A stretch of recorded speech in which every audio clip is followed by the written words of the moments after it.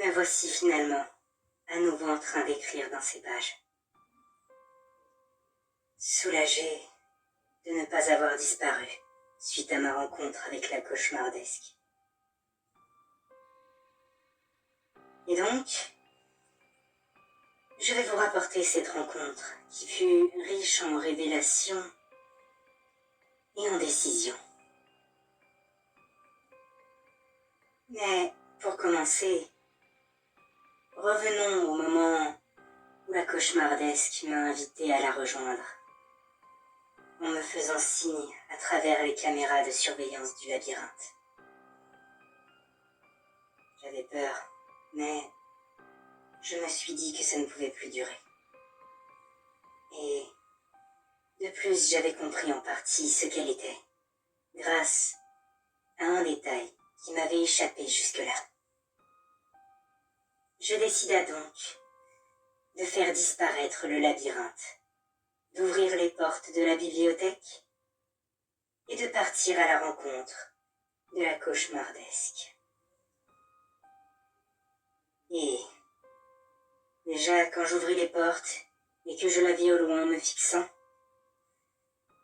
je commença à ressentir une peur incontrôlable.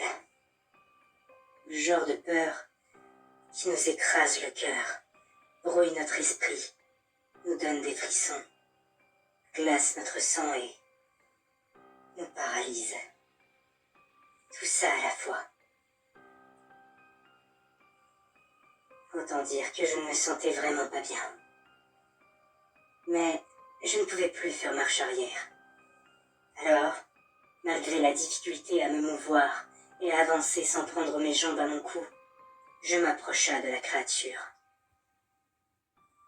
Et à mesure que je me rapprochais, cette sensation horrible que je ressentais ne faisait que se renforcer. Puis, nous finîmes par nous faire face. La cauchemardesque avait mon apparence, mais elle était beaucoup plus sinistre. Ses vêtements étaient comme abîmés par le temps. Elle était plus maigre et des sortes de stigmates noirs parcouraient son corps, au niveau du bout de ses doigts et des contours de ses yeux. On aurait vraiment cru qu'on m'avait passé dans un filtre horrifique. Puis elle commença à parler, et au premier son qui sortit de sa bouche, je me sentis d'autant plus mal, comme si on écrasait mon estomac et que j'allais vomir jusqu'à mon âme. Pourtant, elle ne m'avait dit que... Bonjour. Oui. À croire que l'aura qui émanait en permanence d'elle aurait suffi à tuer la plus enragée des bêtes sauvages de peur. Et moi, je devais supporter ça en continu. Autant vous dire que je n'avais qu'une seule hâte. C'était que ça se termine. Et ce même si je devais mourir pour que ça cesse. Pourtant, elle ne semblait même pas agressive. Surtout comparée à quand elle essayait de défoncer la porte de la bibliothèque. Je pense qu'elle a fini par se rendre compte de mon état. Car elle a essayé de me rassurer en me disant qu'elle ne me ferait aucun mal. Mais il n'en faisait rien. Même en sachant ça, ce qui se dégageait d'elle était si néfaste que ça déclenchait automatiquement une sensation de peur extrême en moi. Puis, soudain, petit à petit, cette sensation diminua. Elle ne disparut pas entièrement, mais c'était au moins devenu supportable. Surtout comparé à la sensation de base. Je regardais alors la cauchemardesque, qui semblait concentrée et avait fermé les yeux. Elle me demanda alors si j'allais mieux, et je lui répondis par l'affirmatif. Mais elle garda néanmoins les yeux fermés, en s'excusant pour la gêne occasionnée. Et je dois dire que je ne m'y attendais vraiment pas. Jusque-là, je ne l'avais pris que pour une créature agressive et dénuée de raison. Mais elle semblait tout aussi humaine que moi, si on mettait de côté son apparence. Je lui demanda alors de me révéler ce qu'elle était. Et la réponse qu'elle m'a donnée confirmait en partie ce que j'avais supposé. Mais c'était aussi bien plus complexe. Elle me répondit qu'elle était moi, ou du moins une partie de moi. Car, voyez-vous, dans ce monde, tous mes désirs deviennent réalité en quelque sorte, dans une certaine limite tout de même. Mais, de fait, elle m'a expliqué que, durant tout ce temps, à force d'être rongée par la haine, l'énergie négative du village a fini par avoir une influence sur celle-ci, et par la renforcer, m'aveuglant quasi totalement. Et qu'une fois que j'ai repris le contrôle de mes émotions, et que j'ai eu peur de ce que j'étais devenue, j'ai décidé de me séparer de ma haine, de ma part d'ombre. Ce qui s'est littéralement passé. Mon ombre avait été séparée de mon corps. Le voilà, le détail que j'avais fini par remarquer. Car, malgré que nous ne soyons pas dans le monde physique, j'avais toujours une ombre, du moins jusqu'à la naissance de la cauchemardesque. Et cette ombre contenait toute ma haine, mon envie de vengeance et de torturer les âmes que j'avais accumulées durant des siècles. Mais une ombre a besoin d'un corps, sans quoi elle aurait fini par disparaître. Alors, elle s'est reliée à une des âmes brisées et a commencé petit à petit à absorber l'énergie négative du village pour survivre et se renforcer. Puis, une fois qu'elle eut accumulé assez d'énergie selon elle, elle décida de m'observer. Et pour ce faire, elle pouvait changer de forme et transformer le corps qu'elle parasitait. Vu qu'elle partageait mon essence, elle pouvait aussi transformer des choses. Mais n'étant que mon ombre, elle ne pouvait le faire que sur son hôte. Et donc, elle commença à m'observer. C'est peu de temps après que je me rendis compte de son existence et que je me sentis traqué. Alors que jusque-là, elle ne faisait que m'observer. Néanmoins, l'énergie qui émanait d'elle me faisait ressentir de la peur et me donnait l'impression d'être une proie. Mais, de fait, je lui demanda pourquoi elle avait fini par essayer de s'en prendre à moi. Et elle me répondit que c'était à cause de ma décision. Car, quand j'ai décidé que je ne briserais plus les âmes, voire même ne les torturerais plus, je l'avais condamnée à disparaître. Parce que si je ne les torture et brise plus, au fur et à mesure que le temps passerait, l'énergie négative accumulée du village aurait fini par se tarir. Et donc, le village, moi, toutes les âmes brisées ainsi que la cauchemardesque auraient fini par disparaître et retourner au néant. Donc, elle a voulu me parasiter et prendre le contrôle de mon âme pour empêcher ça. Suite à cette révélation, des négociations débutèrent. La cauchemardesque avait besoin de l'énergie négative pour survivre. Et moi, je ne voulais plus torturer et briser les âmes arbitrairement. Je lui ai donc tout d'abord proposé de ne faire qu'un à nouveau pour régler son problème. Mais elle m'a répondu qu'à moins d'y être vraiment obligée, elle préférait rester indépendante, car quand nous nous sommes séparés, elle est devenue un être à part entière. Et donc, elle m'a proposé de ne plus s'en prendre arbitrairement aux âmes, mais de ne torturer et briser que celles des pires pourritures. Ceux qui tuent et violent à répétition, ceux qui prennent plaisir à semer la souffrance sur leur passage, ou au moins qui considèrent que c'est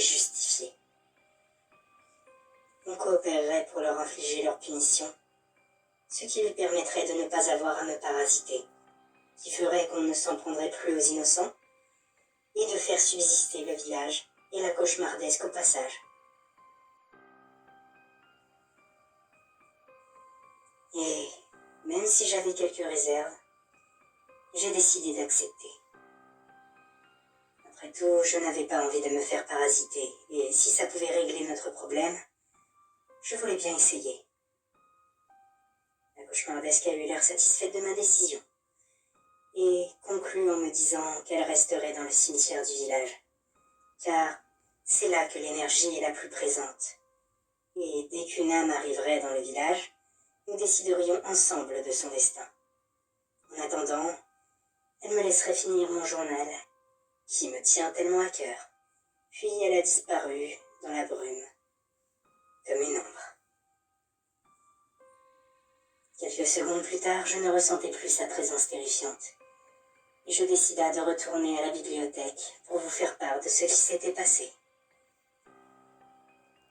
Et voilà, nous avons fait le tour des événements qui se sont déroulés récemment. Et je pense que pour l'instant, nous pouvons conclure le chapitre sur la confrontation entre moi et la cauchemardesque. Je vais donc continuer à remplir ce journal jusqu'à l'avoir terminé. Mais là où je cherchais des réponses quand je l'ai commencé, maintenant il me servira à parler de ce qui me tient à cœur, que ce soit des événements de ma vie, ou des histoires du village, voire peut-être de ma future collaboration avec la cauchemardesque, qui a d'ailleurs décidé de garder cette appellation, malgré ma proposition de la renommer.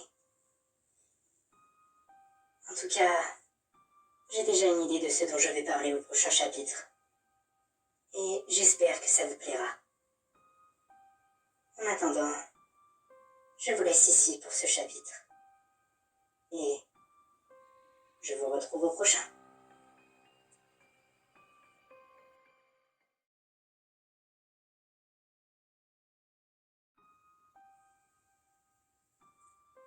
Les ombres. Il en existe plusieurs sortes, mais nulle n'est plus terrifiante que celle qui se trouve dans notre cœur.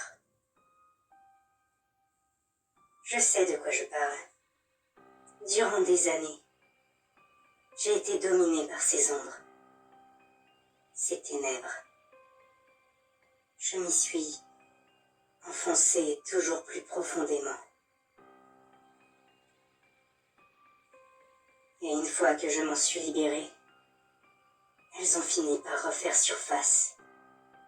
Mais cette fois, physiquement, devant moi, sous la forme de la cauchemardesque. J'ai d'ailleurs encore du mal à réaliser ce qui s'est passé. Mais le plus surprenant, c'est que, malgré le fait que la cauchemardesque soit ma part d'ombre,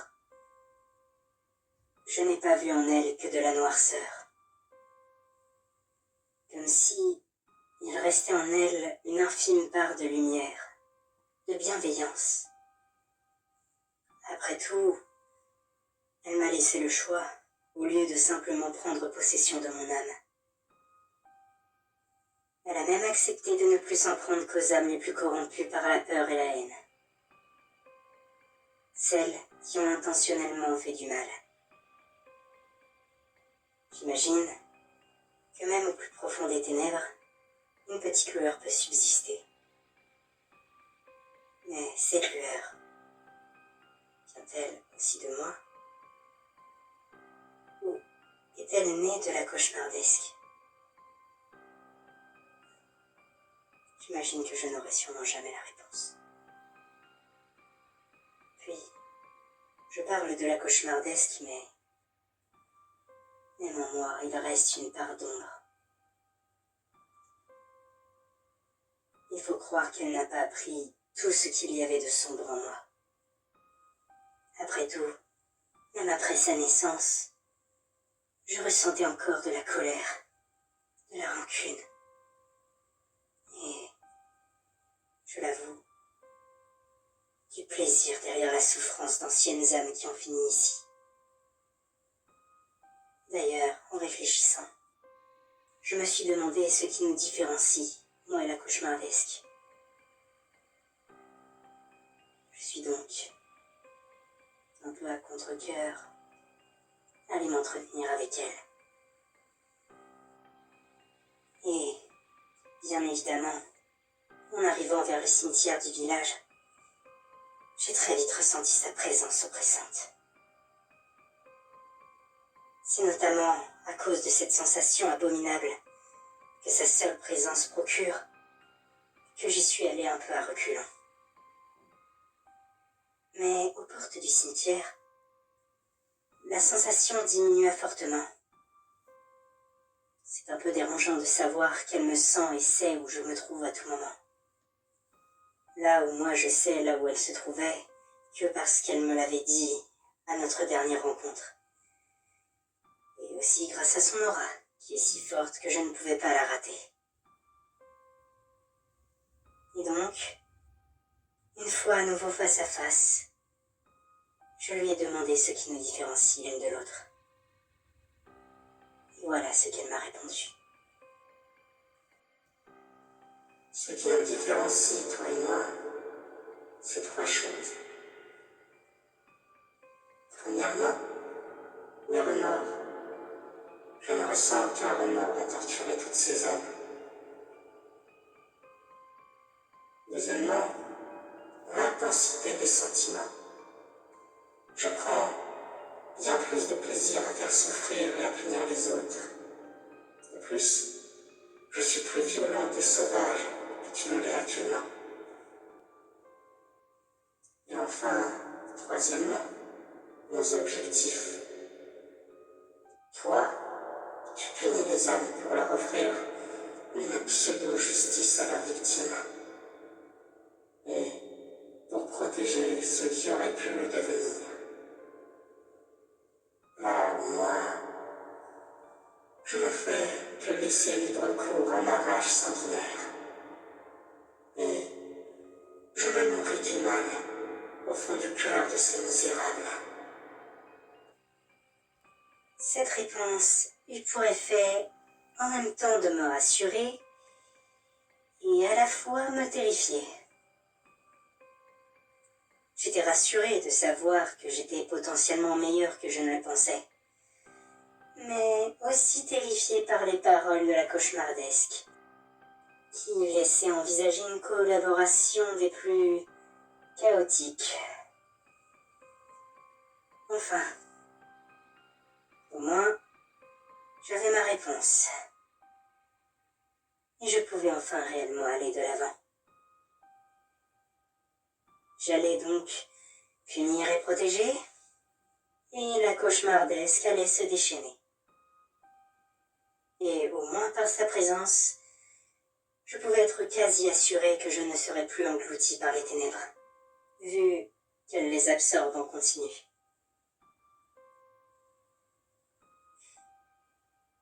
Quand le prisonnier est parti du village, j'avais perdu goût à mon existence. Je n'avais plus de but, et c'est pour ça que j'ai commencé ce journal, pour me donner un objectif, et ne pas juste me laisser dépérir et disparaître. Mais à mesure que les chapitres défilaient, cette envie d'en finir ne faisait que se renforcer.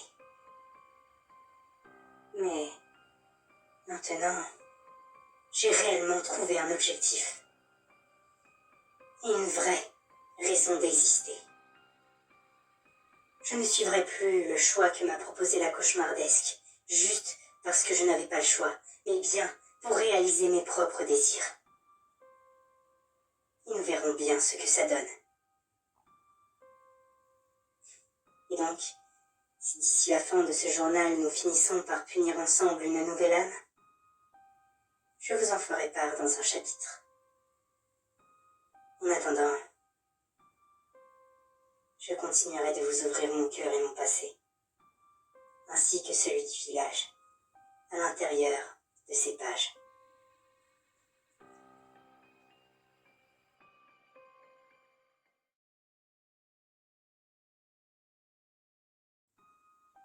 Dans ce chapitre, je vais en profiter pour vous parler de mes parents.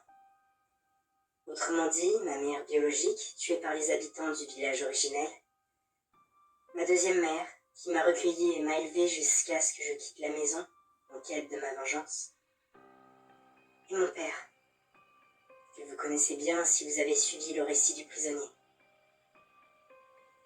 Je vais surtout parler de détails les concernant, mais ces détails me tiennent à cœur et sont significatifs de qui ils étaient et ce qu'ils ont vécu.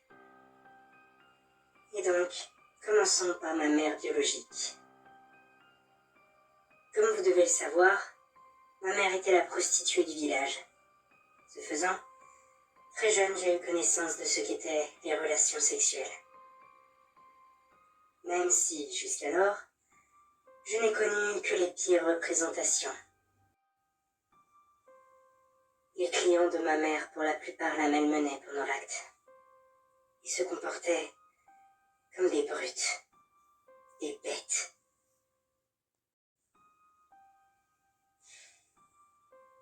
Ma mère finissait des fois dans des états déplorables, à tel point que je devais certaines fois m'occuper d'elle alors qu'elle était inconsciente. Elle essayait de me préserver de ce monde de luxure et de perversion, mais c'était impossible. La plupart du temps, vu que ses clients la demandaient surtout pour la nuit, j'étais bien évidemment à la maison, dans la pièce à côté. Mais même en me bouchant les oreilles, j'entendais tout ce qui se passait. Chaque gémissement, grognement, couinement du lit, etc. Néanmoins, malgré tout ça, ma mère essayait de garder son merveilleux sourire en toutes circonstances devant moi. Et elle faisait tout pour que je puisse avoir une vie, vêtements, nourriture, et de temps en temps même des jouets. Elle voulait me donner tout ce dont elle avait été privée durant son enfance.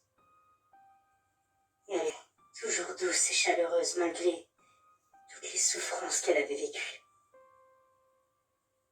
Je pense que peu aurait pu en faire autant. Mais bon, vous connaissez la fin de cette histoire.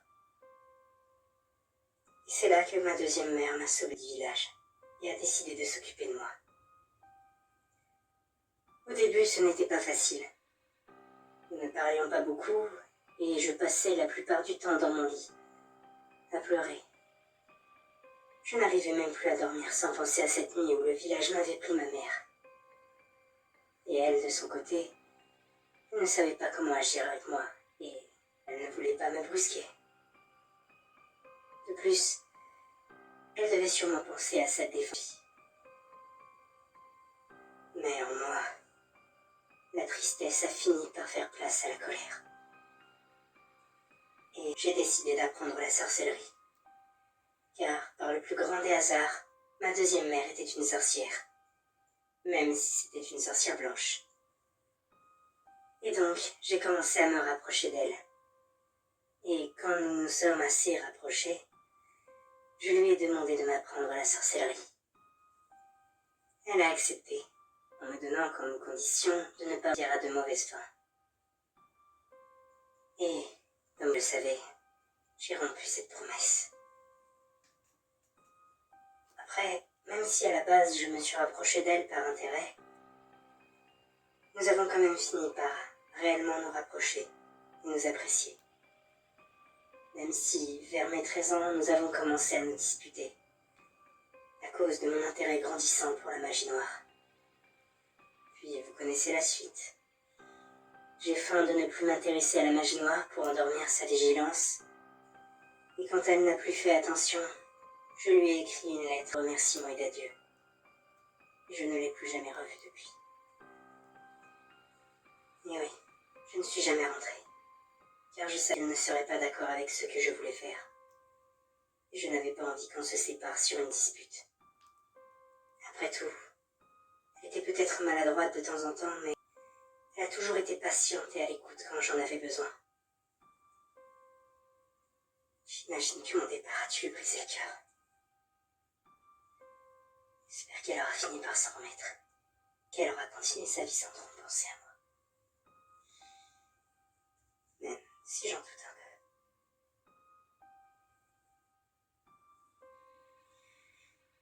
Je pense que c'est mon plus grand regret. Avoir brisé le cœur de cette femme qui m'a recueilli. Et s'est occupée de moi comme de sa propre vie. Je me demande encore aujourd'hui quelle aurait été ma vie si je n'avais pas cherché à me venger. Si j'étais restée là-bas. Mais je ne le saurais jamais. Car j'ai mis mon plan à exécution et j'ai créé le village dans les cauchemars. Oh, la première âme que j'ai capturée dans le village était par grand des hasards non seulement le responsable direct de la mort de ma mère biologique, mais aussi mon père. Du moins, à l'époque, je n'en étais pas sûre. Néanmoins, en fouillant son passé, il était celui qui se rapprochait le plus du père dont ma mère m'avait déjà parlé. Et j'ai enragé. Pour moi, il était hors de question de briser son âme. Je voulais qu'il souffre. Alors je l'ai obligé à subir les tortures et cauchemars de toutes les âmes qui ont suivi la sienne dans mon antre.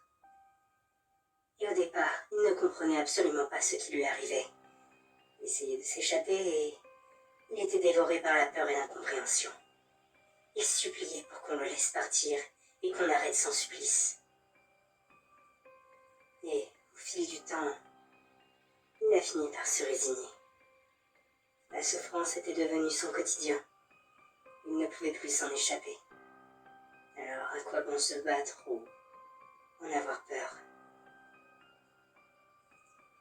Les seuls moments où il devenait alors difficilement gérable, c'était quand je passais trop de temps à tourmenter une âme. Quand le prisonnier passait trop de temps dans l'âme d'une autre personne. Son âme finissait par absorber les souvenirs et pensées de l'âme qu'il parasitait dès lors. Et donc, en ressortant du cauchemar, il pouvait ne plus savoir qui il était, et partait dans des crises, comme quand il était arrivé dans le village. Alors je le laissais enfermer dans sa cage, et je lui faisais voir des souvenirs qui l'ont fait atterrir ici notamment, la mort de ma mère, et mon retour dans le village originel. Et ça finissait toujours par lui rafraîchir la mémoire. Autant dire qu'il est passé par plusieurs stades durant son séjour ici. La peur, la folie, et ensuite de l'indifférence. Et de nouveau la folie selon si les cauchemars étaient trop éprouvants. Puis quand je me suis libérée, la flamme de l'espoir est revenue en lui. Et alors qu'il avait abandonné et se laissait juste torturer sans réfléchir, là, il a enfin pris la décision qui a tout changé pour lui. Et vous connaissez la suite. Enfin voilà. C'est, je pense, tout ce que j'avais en tête en ce qui concerne les personnes que je peux considérer comme mes parents. Même si du côté de mon père, il n'a pas vraiment participé à mon éducation de mon vivant. Mais au moins il m'a tenu compagnie, plus ou moins volontairement durant des siècles. Je ne sais pas encore ce que je vais vous raconter dans les prochains chapitres. Mais en cherchant un peu, je devrais finir par trouver. En attendant, j'espère que ce voyage dans le passé de mes parents vous aura plu.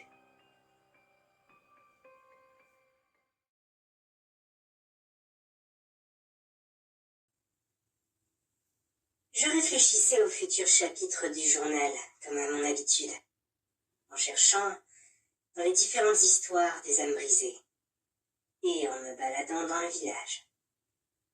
Quand je me suis rendu compte de quelque chose. Une chose que je n'avais jamais remarquée jusqu'à maintenant. Ou en tout cas, je ne crois pas en avoir eu conscience.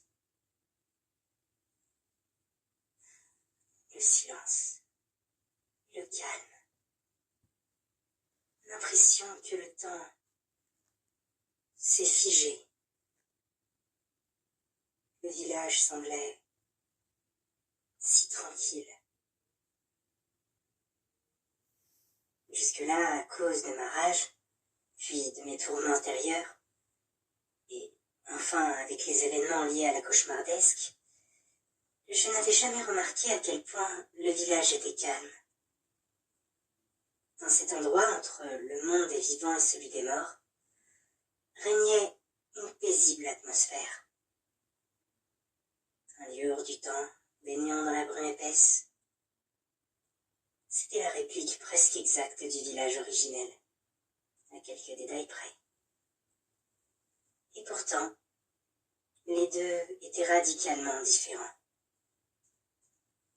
J'imagine que déjà l'absence de vie y joue pour beaucoup. Surtout par rapport à quand une âme arrivait et que je devais la punir. Là, tout de suite, le village était beaucoup plus animé. Mais depuis que j'ai bloqué l'accès du village aux âmes, celui-ci est devenu un lieu où règne une certaine quiétude. J'ai du mal à me dire que ce ne sera bientôt plus le cas. J'ai récemment débloqué l'accès au village. Et à mon avis, de nouvelles âmes ne devraient pas tarder à arriver. Et alors ma collaboration avec la cauchemardesque commencera. J'avoue avoir quelques inquiétudes à ce sujet, mais je n'ai pas très envie d'aller en discuter avec ma nouvelle partenaire. Déjà, parce que je déteste la sensation que je ressens quand j'approche d'elle, mais aussi parce que j'ai un peu peur de lui parler de mes craintes sur notre partenariat. Je ne voudrais pas qu'elle pense que je me rétracte et qu'elle réagisse mal. D'ailleurs, la différence d'ambiance entre la zone où elle se trouve et celle où elle n'est pas est frappante. Quand j'y pense, sa simple présence rend l'atmosphère si étouffante. Et pourtant, avec moi, elle se retient. Qu'est-ce que ça sera quand une pauvre âme sera sa proie? Je n'aimerais clairement pas être à sa place. Heureusement que moi, elle ne me voulait pas vraiment de mal. Mais en attendant une nouvelle arrivée au village, je pense que je vais essayer de profiter de ce calme. Fermer les yeux et profiter de ce silence.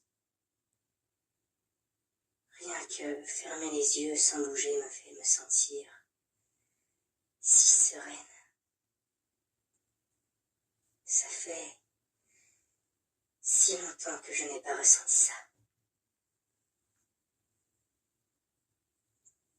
J'ai passé tellement de temps rongé par ma colère, tellement de temps à punir les âmes sans le moindre répit. Et même de mon vivant, il y avait peu de moments où je prenais le temps de profiter du calme, de me détendre. J'étais toujours omnibulé par ma soif de vengeance et de puissance. Au moins, écrire dans ces pages, même si ce que j'y raconte n'est en général pas très joyeux, j'avoue que ça me détend un peu. J'aimerais en profiter encore un peu. Juste encore un peu.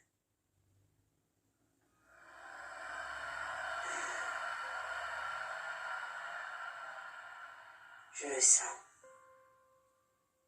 Le village s'anime à nouveau. C'est comme s'il avait retenu sa respiration jusqu'à maintenant et qu'il recommençait à respirer. Et à mon avis, la cauchemardesque l'a ressenti aussi.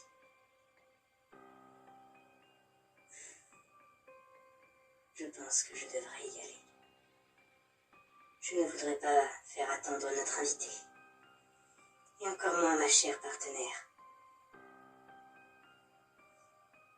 Au moins, je sais de quoi je parlerai dans le prochain chapitre.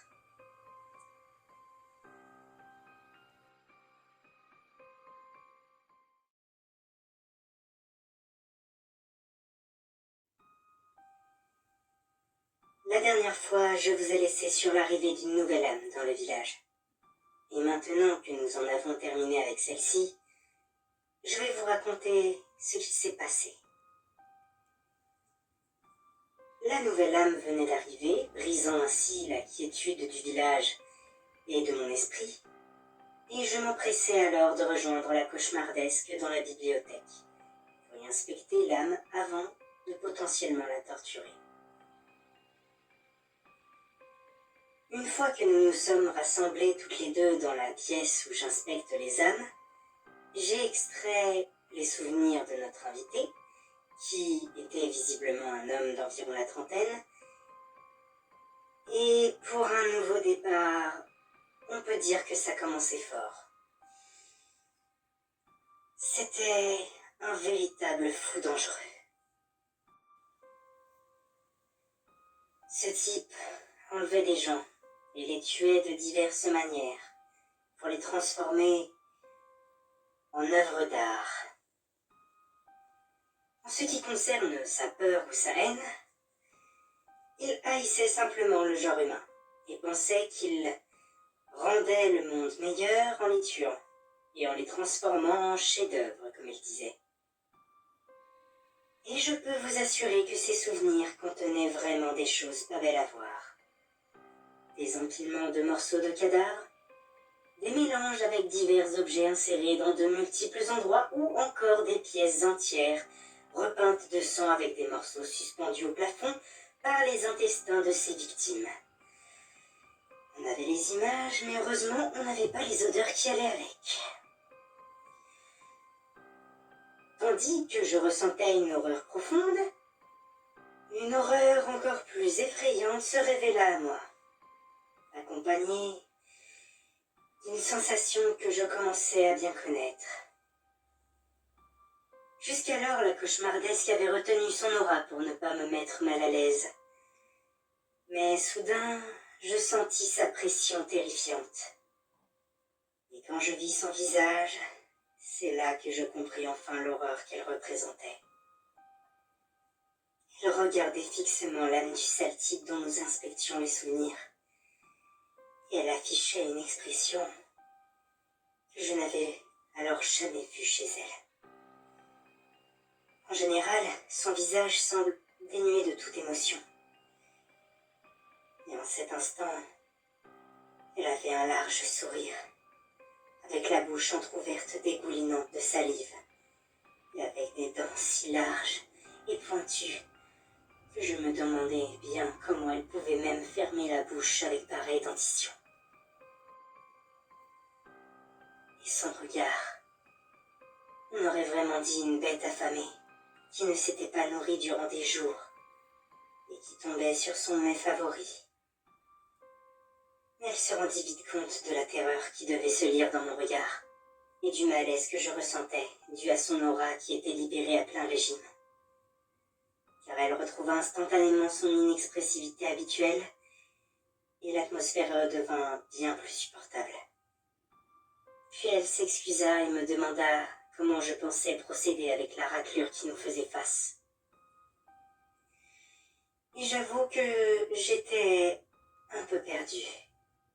Ça faisait si longtemps que je n'avais pas puni d'âme. J'avais un peu peur d'avoir perdu la main. Et quand je lui ai fait part de cette crainte, elle m'a répondu « C'est comme le vélo, ça ne s'oublie pas. » Ce à quoi je lui ai rétorqué que nous n'avions jamais fait de vélo.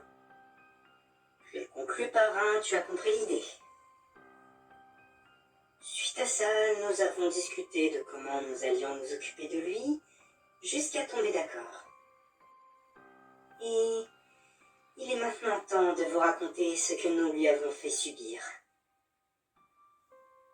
Nous l'avons donc envoyé dans une copie conforme de sa vie, avec tous ses souvenirs, car nous nous sommes dit que son désespoir serait plus grand lorsqu'il passerait du chasseur se sentant invincible à la proie faible et sans défense. Puis nous l'avons laissé vivre sa routine habituelle, le classique métro, boulot, dodo. Ce sale type travaillait dans un magasin de fournitures pour beaux-arts et loisirs créatifs, à se demander comment la police n'a jamais fait pour le coincer. Enfin, la majeure partie du temps, il se comportait comme un citoyen lambda. Mais durant ses congés, il était prêt à faire plusieurs centaines de kilomètres pour faire ses vacances artistiques, comme il les appelait. Bien évidemment, nous n'avions pas de temps à perdre, et nous l'avons fait commencer son cauchemar à 1 semaine de ses vacances, où après le travail, il préparait ses affaires, dont, bien évidemment, entre autres, les outils et fournitures qui pourraient lui servir pour sa prochaine œuvre. Puis vint le moment de partir. Comme prévu, il prit une chambre d'hôtel dans une ville à plusieurs centaines de kilomètres de la sienne. Il avait pris 2 semaines de congé et, durant ces 2 semaines, il avait un programme bien précis. La première semaine était prévue pour la planification. Il devait trouver le lieu, la victime et préparer le terrain pour la 2e semaine, qui serait la semaine où il passerait à l'action. Puis, il profiterait de son activité macabre avant de partir, après avoir effacé le plus de traces possible, bien évidemment. Et donc, c'est ce qu'il fit. La première semaine, il chercha et trouva et le lieu et sa victime. Puis il prépara le matériel nécessaire à la réalisation de sa nouvelle inspiration. Et une fois la semaine et tous les préparatifs terminés, il enleva sa victime et l'emmena dans le lieu prévu. La 2e semaine commença alors dans un ancien bâtiment abandonné, qui servait à la base à la fabrication de vêtements en tissu. Et ce malade avait prévu de couper sa victime en 2, verticalement, jusqu'en haut du thorax. Puis de couper la tête et de relier les 2 parties par des fils de soie formant une toile d'araignée, où il allait coller la tête au centre de la toile et les organes par-ci par-là. Autant dire qu'il avait effectivement une araignée au plafond se dégénérer. Et donc, le terrible moment arriva, où il enleva le sac de la tête de sa victime, qui était une jeune femme, puis il démarra un monologue sur pourquoi il l'avait emmenée ici et sur son processus créatif, alors que la femme était attachée et bâillonnée. Si j'avais pu, je l'aurais fait taire pour qu'il arrête de m'assommer avec ses histoires stupides. Mais la cauchemardesque m'a fait promettre de ne rien faire. Alors, j'ai laissé les choses se faire et j'ai assisté à ce carnage. J'avais vraiment mal pour la pauvre victime qui se faisait couper en 2 sous mes yeux. Mais je savais que la cauchemardesque n'allait pas tarder à faire son entrée, pour se venger de ce pauvre type. Mais en attendant, l'homme avait attaché et relié les 2 parties du corps, et je commençais à me demander quand ma chère partenaire allait se décider à agir. Et alors que le tueur allait coller la tête de sa victime sur le centre de la toile, la tête en question se mit à cracher de sa bouche de véritables toiles d'araignée, et en quantité, faisant hurler de terreur celui qui la tenait. Je fus moi-même surprise et je sursauta quand ça arriva. Puis, des 2 parties de corps séparées, sortirent des pattes du dos de celle-ci, avec laquelle elles coupèrent les liens qui étaient attachés aux poignets et aux chevilles, avant que les 2 parties du corps se rassemblent, en se refermant comme une mâchoire sur les bras du malheureux, qui furent sectionnés d'un coup, laissant tomber la tête par terre. Les hurlements de terreur s'étaient changés en cris de douleur et de panique, alors que le misérable regardait le corps récupérer sa tête et la replacer sur ses épaules, avant de se retourner vers lui et de pousser un cri de rage. La créature, mi-humaine, mi-arachnide, le regardait avec un grand sourire malsain et la bave aux lèvres. Eh oui, vous l'avez deviné. Un cauchemardesque faisait face à notre âme criminelle, qui allait subir sa sentence.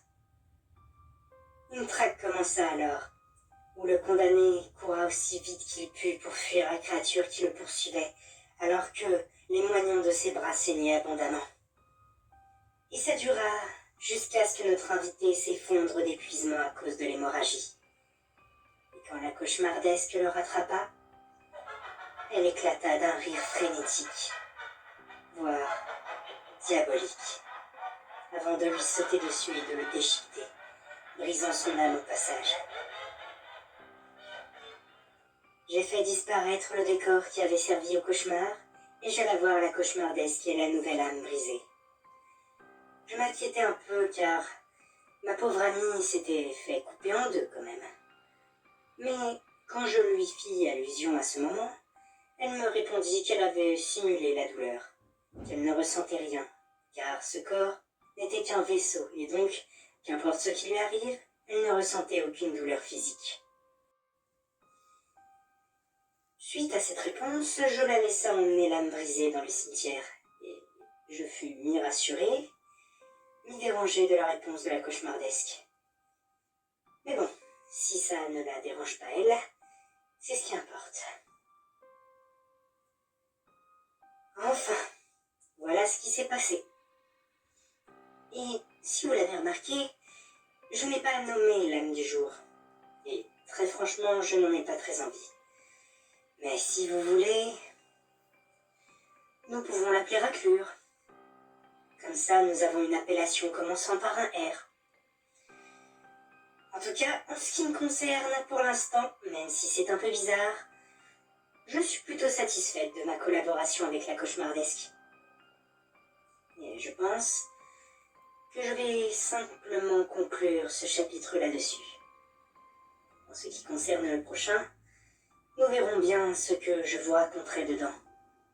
Soit une histoire du passé, soit, qui sait, je parlerai peut-être encore de la prochaine âme qui arrivera dans le village.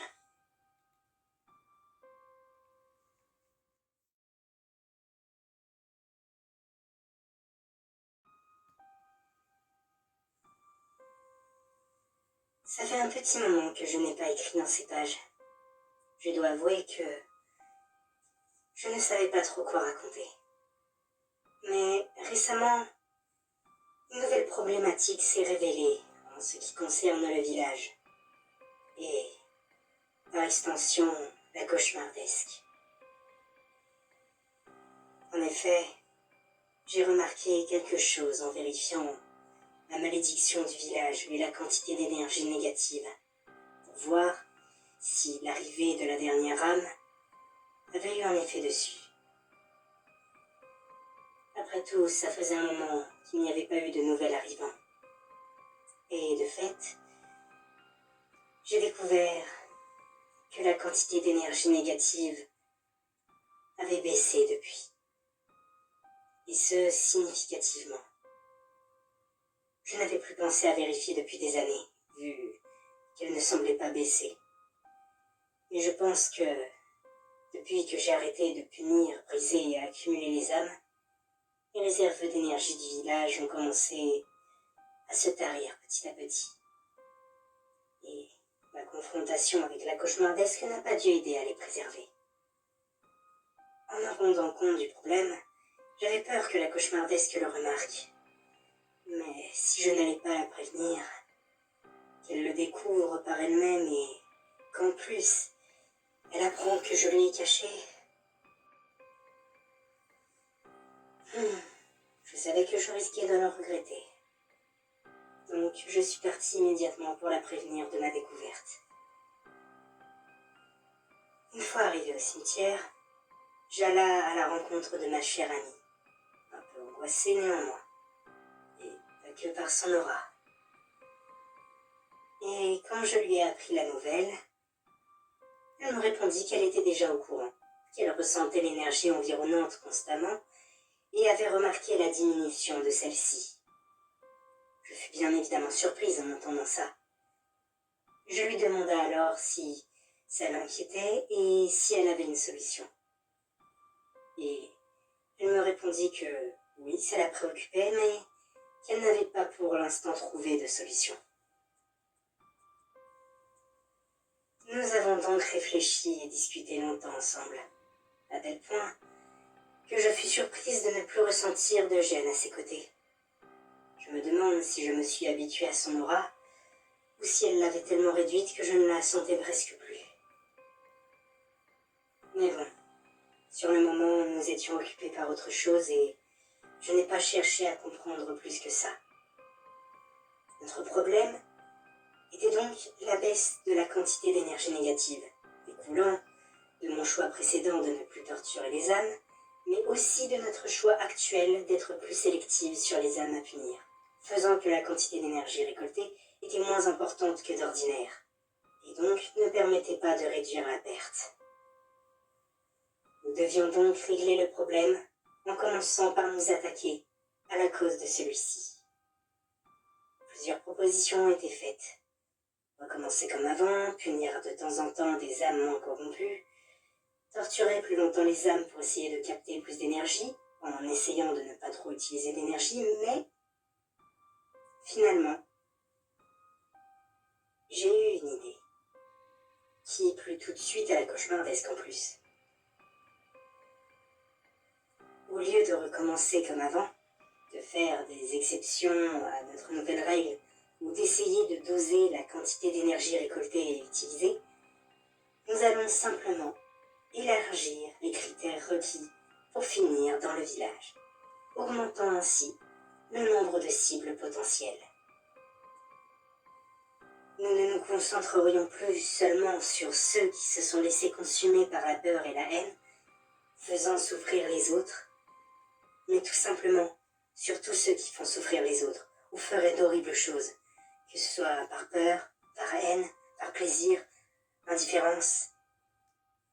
Qu'importe la raison, ce responsable du malheur des autres et plus méprisable représentant du genre humain allait finir entre nos griffes, augmentant le nombre d'âmes qui arriveraient dans le village et permettant d'obtenir potentiellement des personnes générant une plus grosse quantité d'énergie négative.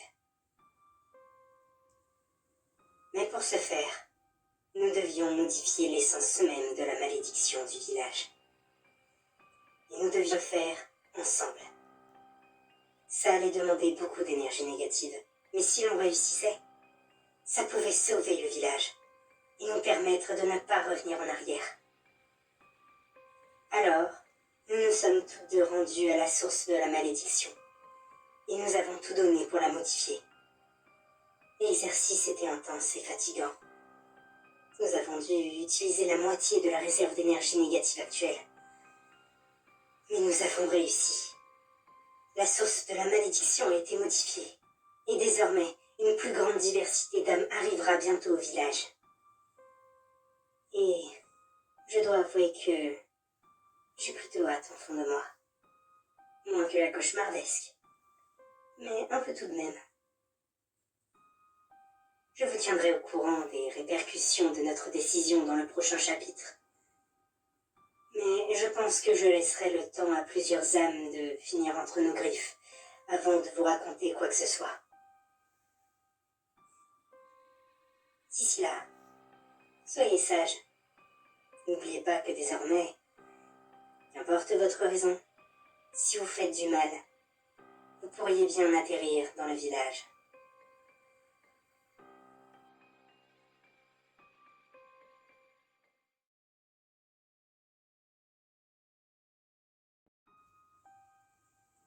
Comme promis, nous nous retrouvons après qu'une dizaine d'âmes soient passées dans le village.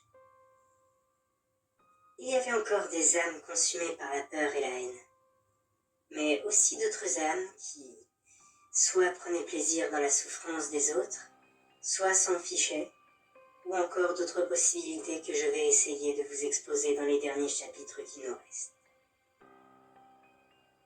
Et aujourd'hui, sans plus tarder, je vais vous révéler l'histoire que je vais vous conter. Nous parlerons donc de Tariq, un jeune homme qui adorait mettre le feu à des choses, et qui a fini par faire cramer toute une forêt, ainsi que les pauvres campeurs qui s'y trouvaient. À la base, il n'était pas au courant pour les campeurs, mais quand il l'a appris, il n'en a rien eu à faire. Ça lui était égal que des gens étaient sûrement morts par sa faute. La seule chose qui l'inquiétait, c'était s'il avait laissé des traces qui pourraient l'incriminer pour l'incendie, et par extension, la mort des campeurs. Et si le village n'avait pas pris son âme la nuit même où il a appris ce qui s'était passé suite à l'incendie, il serait parti vérifier sur le lieu du crime s'il y avait des preuves et les aurait effacées le lendemain. Mais du coup, c'était à nous de nous occuper de son cas, étant donné qu'il a fini ici. Et nous n'avons pas mis longtemps avant de trouver sa juste punition. Nous l'avons donc fait apparaître avec ses souvenirs au milieu de la forêt qu'il avait fait brûler.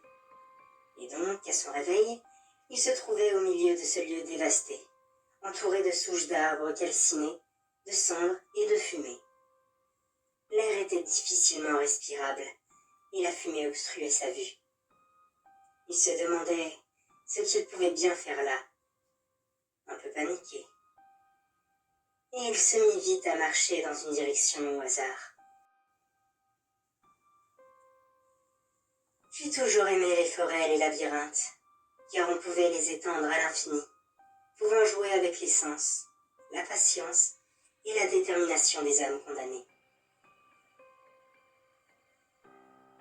Et comme à mon habitude, je l'ai laissé tourner pendant une petite demi-heure au moins avant de faire quoi que ce soit d'autre, pour le laisser se fatiguer et perdre patience. Puis j'ai laissé la main à la cauchemardesque pour qu'elle s'amuse avec lui. Son jeu préféré à elle, c'était la traque. Chasser sa victime et la tourmenter jusqu'à ce qu'elle soit coincée ou abandonne. Et pour ce faire, après la petite demi-heure de répit que nous lui avons offert, il était donc temps de réellement commencer sa punition. C'est à ce moment-là qu'autour de lui, des choses commencèrent à prendre feu spontanément. Au début, il crut à des souches d'arbres. Mais quand les choses entourées de flammes commencèrent à bouger et à s'extirper du sol, il comprit vite que ce n'étaient pas de simples souches. En effet, car en réalité les créatures qui commençaient à se rapprocher lentement de lui étaient tout simplement des cadavres carbonisés animés par les flammes de la vengeance. C'était une idée de la cauchemardesque, et je l'ai trouvée plutôt ingénieuse, alors nous l'avons mise en pratique. Mais les cadavres étaient lents, et Tariq arrivait tant bien que mal à les distancer. Donc nous les avons multipliés. Très vite, le jeune homme se fit entourer par des dizaines de créatures en feu qui se rapprochaient doucement de lui. Certaines émergeant du sol sur son passage. Mais la cauchemardesque n'était pas encore entrée dans la partie. Ce qu'elle ne tarda pas à faire.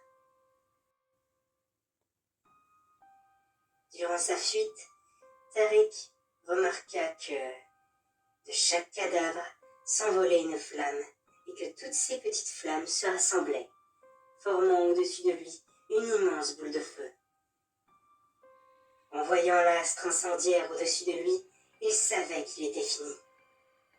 Qu'importe sa fuite, si ce mini-soleil s'écrasait, il serait carbonisé avec tout ce qui se trouve autour de l'impact.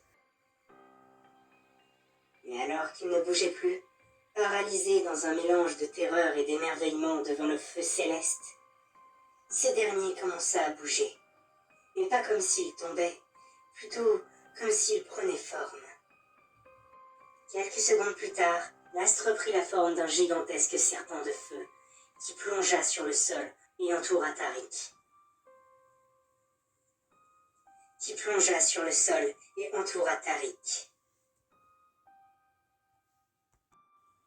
Quelques secondes plus tard, l'astre prit la forme d'un gigantesque serpent de feu qui plongea sur le sol et entoura Tariq.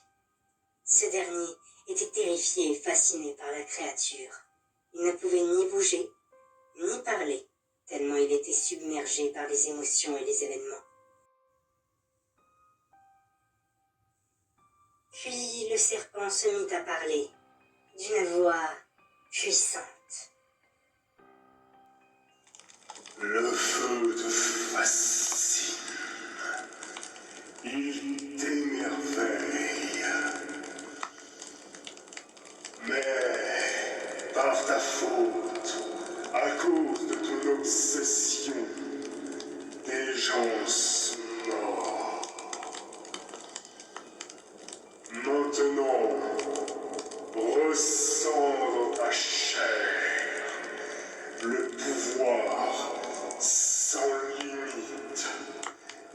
flamme que tu aimes tant. À la fin de sa phrase, le cadavre avait traversé le corps du serpent géant qui entourait Tariq. Ce dernier, ne pouvant plus fuir, ne ressentant que de la peur, de la panique, suppliant pour sa vie, implorant le pardon de la créature reptilienne ardente qui le dominait de sa grandeur. Alors que les cadavres l'avaient attrapé et commençaient à le mordre et à le faire brûler à cause de leurs flammes, jusqu'à ce que la cauchemardesque décide, à la dernière étincelle de vie qui lui restait, d'abattre sa mâchoire ardente sur lui, dans une explosion finale qui carbonisa le corps du malheureux et brisa son âme. J'avoue que nous avons mis le paquet sur les effets pyrotechniques pour ce cauchemar. Mais au moins, la cauchemardesque s'est bien amusée. Enfin, à l'origine, je devais vous raconter ce qui s'est passé. Mais je devais aussi vous faire le bilan sur notre décision d'élargir le choix d'âmes que nous pourrions punir. La problématique étant que nos réserves d'énergie négative s'amenuisaient. Et, avec ce déluge de moyens pyrotechniques pour torturer une âme, vous devez vous dire qu'on a sûrement dépensé trop d'énergie pour une seule âme. Mais j'ai le plaisir de vous annoncer que de ce côté-là, les choses s'arrangent. En effet, l'arrivée de plein de nouvelles âmes nous a permis de regagner de l'énergie et de pouvoir l'utiliser comme bon nous semble. Du moins, durant la torture des âmes, nous ne l'utilisons pas pour tout et n'importe quoi. Nous n'en sommes pas encore là. Mais les choses se sont bien arrangées. Nous pouvons même dire que nous sommes à un tournant pour moi, la cauchemardesque et le village. Pour tout vous dire, j'ai dû écrire ce chapitre en 2 fois, car une âme était arrivée en plein milieu de l'écriture. Et bien évidemment, il ne faut pas faire trop attendre ma chère partenaire. J'ai l'impression que ça va devenir mon quotidien ici, même si un jour ou l'autre, j'aurai terminé ce journal. Je pense d'ailleurs que je vais maintenant pouvoir conclure ce chapitre. Le prochain doit commencer par la lettre U. Je finirai bien par trouver.